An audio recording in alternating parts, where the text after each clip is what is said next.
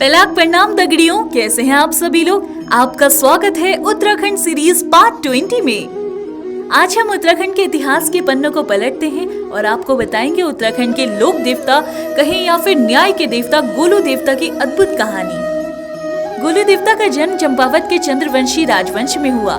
इस राजवंश में झालराय, हालराय, तिलराय, गुलराय और कालराय जैसे प्रमुख राजा हुए। राजा हालराय के पिता का नाम झालराय था। राजा हालराय अपने न्याय प्रिय और धर्मनिष्ठ स्वभाव के लिए प्रसिद्ध थे। उन्होंने रानी कालिका से विवाह किया था, जिनसे उन्हें पुत्र रत्न प्राप्त हुआ। राजा के 7 अन्य रानियों को रानी कालिका से अत्यधिक ईर्ष्या थी, क्योंकि वे निसंतान थी।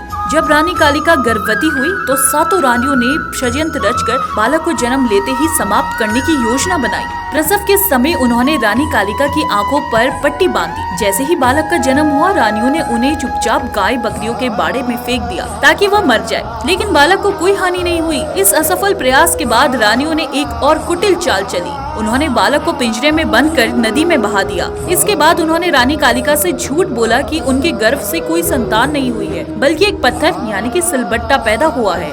यह सुनकर रानी कालिका को गहरा आघात हुआ।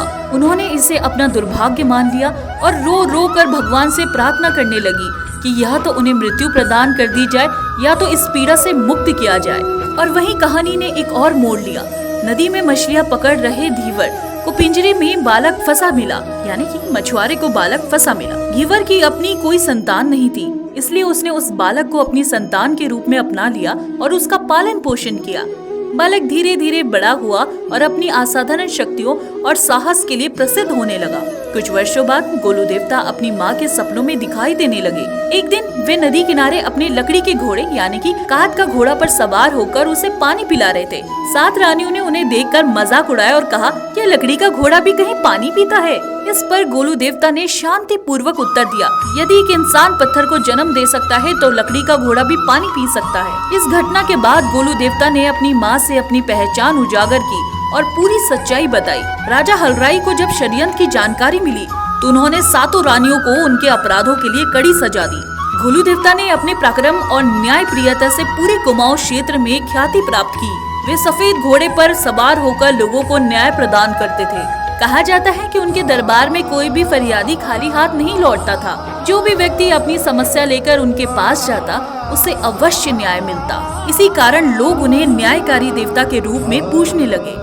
उनके मंदिर में भक्त अपनी समस्याओं को पत्र में लिखकर अर्पित करते हैं और जब उनकी मनोकामनाएं पूरी होती हैं, तो वे मंदिर में घंटियां चढ़ाते हैं। चिते गोलू मंदिर में आज भी हजारों घंटियां टंगी हुई है, जो भक्तों की पूर्ण हुई मनोकामनाओं का प्रतीक है। गोलू देवता को भगवान शिव का अवतार भी माना जाता है। उनकी न्याय प्रियता और चमत्कारी घटनाओं की कहानियाँ लोक परंपराओं में जीवित है। उनके नाम पर नंदा देवी राजजात यात्रा, उत्तरायणी मेला और बिस्सू मेला जैसे पर्वों में विशेष पूजा अर्चना होती है।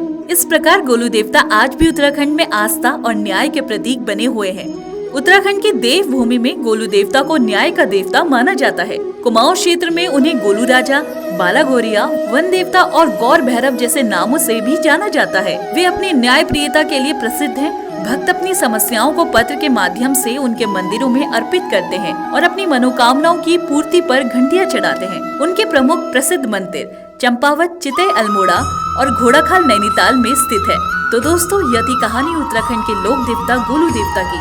न्याय, शक्ति और आस्था का प्रतीक गोलू देवता आज भी उत्तराखंड के लोगों के जीवन में जीवित है। दोस्तों, फिलहाल उत्तराखंड सीरीज में इतना ही। अगर आपको यह वीडियो पसंद आए तो लाइक, शेयर और सब्सक्राइब करना ना भूलें।